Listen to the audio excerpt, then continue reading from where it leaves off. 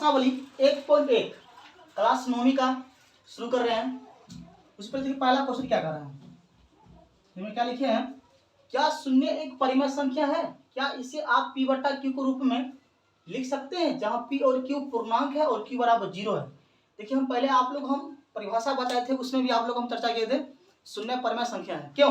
क्योंकि शून्य परिमेय संख्या इसलिए है क्योंकि इसके बटा कितना है, एक मेरा छिपा हुआ है, इसको हम p बटा q के रूप में लिख सकते हैं। इसलिए लिखिए, क्या लिखेंगे, हाँ शून्य एक परिमेय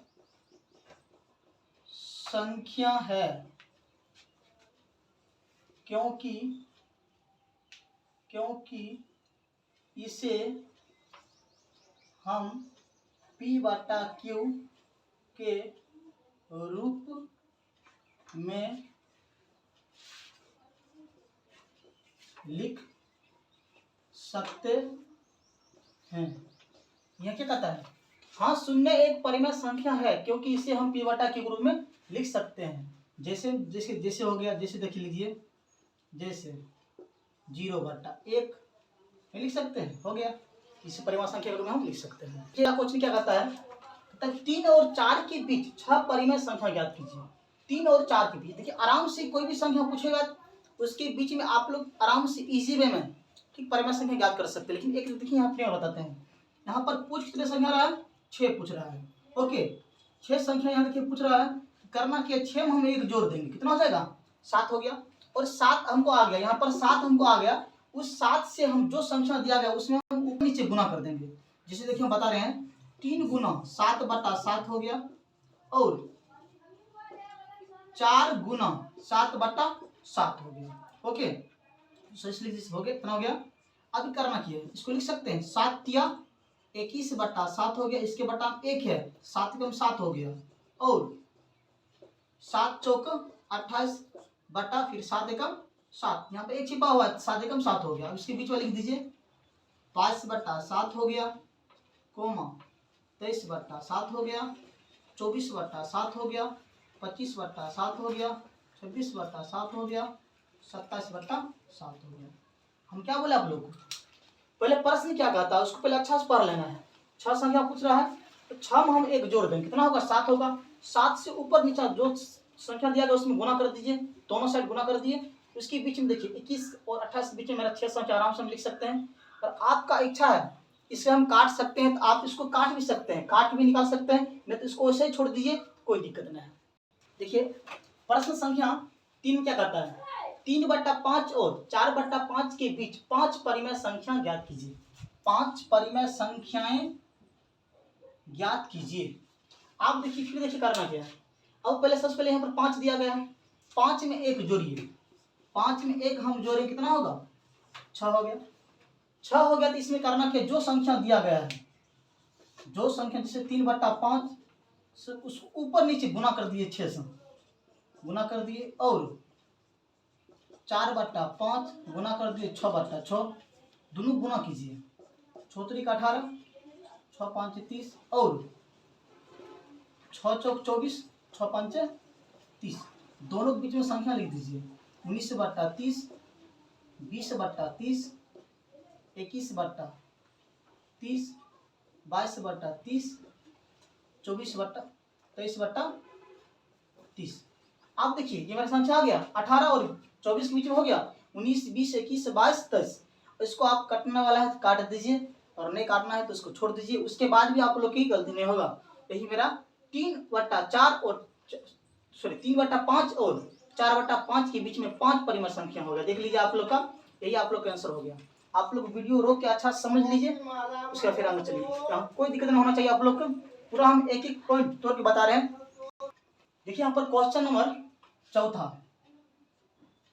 प्रश्न संख्या 4 का पहला प्रश्न क्या कहता है, नीचे दिए गए कथन सत्य है या असत्य, कारण के साथ अपने उत्तर दीजिए। पहला कह रहा है प्रत्येक प्राकृत संख्या एक पूर्ण संख्या होती है, तो हाँ प्रत्येक प्राकृत संख्या एक पूर्ण संख्या होती है। क्यों होती है, कि वैसे देखिए हम आप लोग परिभाषा में भी बताए थे, प्राकृत संख्या के शुरू में अगर हम 0 लगा देंगे तो मेरा पूर्ण संख्या बन जाएगा। ओके, यहाँ पर देखिए ये कहना सा क्या है, इसका कहना सही है। क्यों सही है? क्योंकि प्राकृत संख्या के संग्रह से ही पूर्ण संख्या बनता है। लिखेंगे सत्य है क्योंकि प्राकृत संख्या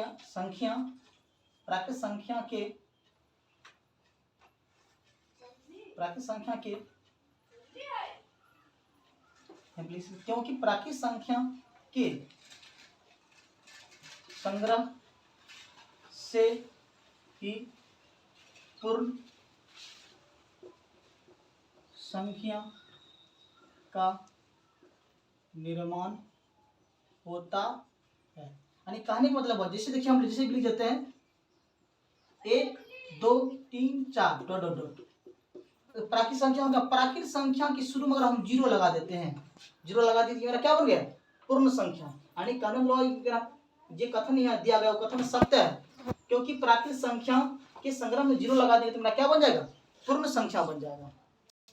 ध्यान दीजिएगा, तो प्रत्येक पूर्णांक एक पूर्ण संख्या होती है। देखिए प्रत्येक पूर्णांक आता है, देखिए -2 पूर्णांक है लेकिन पूर्ण संख्या नहीं है, क्यों? माइनस लगा है इसलिए। आप यहाँ पर देखिए हम बात करते हैं, इसको लिखिए, यहाँ पर लिखेंगे असत्य, असत्य है क्योंकि -2 पूर्णांक संख्या है लेकिन पूर्ण संख्या नहीं है। ओके, आप इस समझ माने कि -2 -3 पूर्णांक संख्या तो है लेकिन यह पूर्ण संख्या नहीं है। अगला क्वेश्चन देखिए, ताकि प्रत्येक परिमेय संख्या एक पूर्ण संख्या होती है, इसका भी कहना क्या है? गलत है।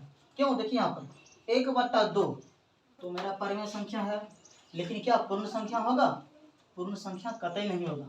भिन्न संख्या हो सकता है लेकिन पूर्ण संख्या कतई नहीं होगा। तो लिखिए, यहाँ पर लिखेंगे असत्य, लिखेंगे असत्य,